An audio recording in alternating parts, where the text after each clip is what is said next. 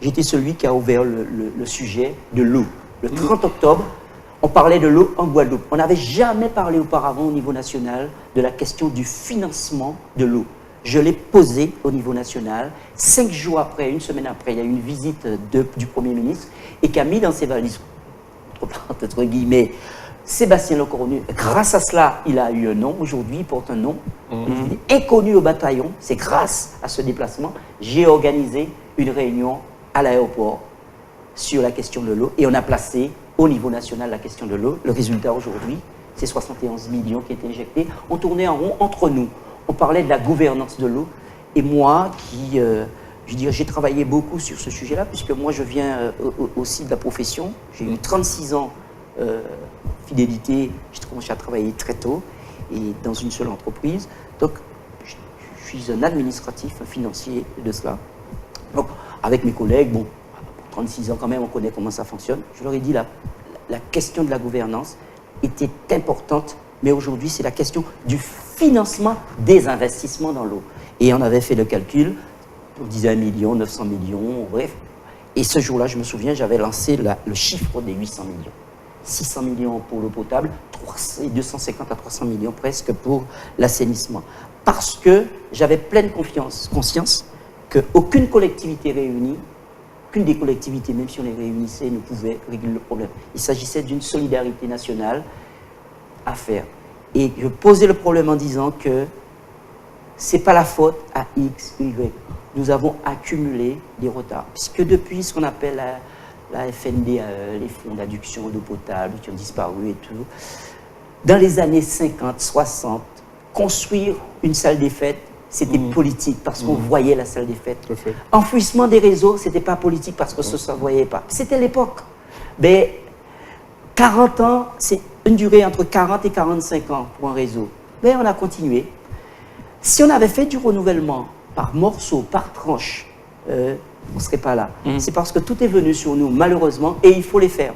Parce que vaut mieux réparer chez le voisin pour avoir de l'eau que réparer sur soi. Et c'est ce que je m'évertue à expliquer.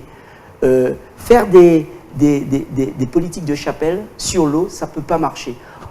Il est préférable de réparer sur Petit Bout, Goyave, que de réparer sur Abîme pour qu'Abîme puisse avoir de l'eau. Parce qu'il faut ce qu'on appelle la pression, il faut faire passer l'eau dans les... Bref, c'est très technique et nous avons la chance d'avoir la télégestion, c'est-à-dire vous pouvez télégérer vous pouvez avoir la cartographie, il faut se servir de cela.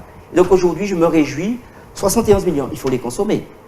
Il faut les consommer quand on sait. Et j'ai demandé, et c'est mon combat, pour qu'on casse les normes, puisqu'entre le moment où on va déposer l'appel d'offres sur des sujets, il faut renormer sur des sujets qui sont fondamentaux pour le pays. Il faut passer au-dessus des normes en vigueur, parce qu'il faut attendre pratiquement 6 mois pour boucler un appel d'offres. Comme vous savez, l'exercice, nous sommes déjà en juin, bientôt. On va faire le PLF revisité de 2018. Et après, en septembre, on est déjà sur 2019. Vous voyez, le cycle de la gestion. C'est pour cette raison qu'il faut anticiper. André-Jean, enchaîner sur le... Moi, je vais enchaîner sur les 71 millions. 71 millions, quand, pourquoi faire, quand on sait qu'il faut un peu plus d'1 milliard pour refaire le réseau? Qu'est-ce qu'on va faire de 71 millions? Monsieur Jean Vidal, et comment? Et c'est vrai. C'est bien, mais 800 millions, et après mais un jour, même quand il y a 800 millions, il faut déposer 1 euro. Et le premier euro engagé, et c'est le premier euro qui va déclencher le processus. Donc, 71 millions, c'est pour les poches d'urgence. Je veux dire, quand vous avez des usines comme Belocado, quand vous avez des tuyaux, ce qu'on appelle les 700, qui cassent et qui pètent tous les jours, quand vous avez des secteurs qui ont un rendement de réseau de moins de 30%, ça veut dire que quand vous avez 100 litres produits, vous avez 30 litres distribués, 70 litres qui partent. Par contre, qu'est-ce que vous allez faire? Pour les 100 litres, vous allez injecter du chlore, vous allez injecter de la sulfate d'albumine, vous allez chlorer, vous allez mettre des ingrédients qui vont encore coûter, ce qui fait que le coût de production sera supérieur au coût de vente des 30%. Donc, faire en sorte qu'on va faire une remontée les poches qui ont moins de 40-50% de rendement de réseau, ces 71 millions devraient affecter à cela, faire remonter le niveau pour perdre, il faut arrêter de perdre. C'est comme l'EDF. Si l'EDF arrête de produire en Guadeloupe, l'EDF gagne de l'argent. C'est ça. Parce que le coût de production est supérieur. Donc c'est pour cette raison qu'il faut utiliser ces 71 millions rapidement et à bon escient. Ne pas dire je vais réparer chez moi, je veux un réseau qui passe devant chez moi, qui soit neuf. Non, non, il faut réparer les autres. Il faut écouter les techniciens. Il y a beaucoup de bons techniciens sur les réseaux. D'ailleurs, aucun, je veux dire, même si vous sortez par ailleurs, vous êtes ingénieur de quoi que ce soit, vous venez sur le terrain, ce sont ceux qui occupent le terrain, qui savent où se trouvent les compteurs, qui savent où passent, parce que vous avez des tuyaux, des canalisations qui passent aujourd'hui dans des champs de bananes, sur des propriétés privées, parce qu'au moment où on l'a fait, dans les années 48, 50, c'était comme ça.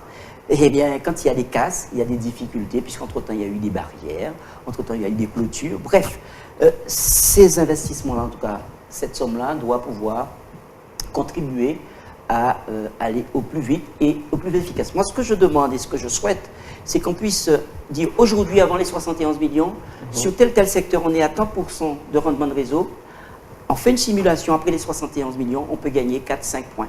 Et crescendo, on va monter comme ça, 71, 80, et on va régler le problème dans le temps. Ce ne sera pas une course de vitesse, ce sera une course de fond, mais jamais faire des choses pour revenir dessus, puisque quand on casse, on le voit, ce qui a été fait auparavant, et pas la faute des uns et des autres, mais c'est ce qu'on appelle le recollement de réseau.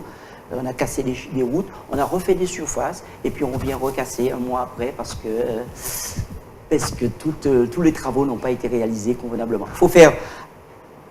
Il faut être très pragmatique là-dessus. En tout cas, c'est un gros challenge qu'on a, mon souhait, parce que ça participe au développement économique. L'eau, c'est pas seulement se baigner, l'eau c'est sanitaire, l'eau c'est touristique, l'eau c'est la santé, l'eau c'est la santé, l'eau c'est un sujet. L'électricité, vous achetez un groupe.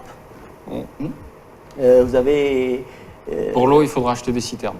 Ben, il faut l'eau. C'est pas l'eau de pluie. On ne boit pas l'eau de pluie. On ne boit pas l'eau de pluie. Il faut, je veux dire, décontaminer pratiquement l'eau de pluie puisque il faut la rendre potable. Donc ça a un coût.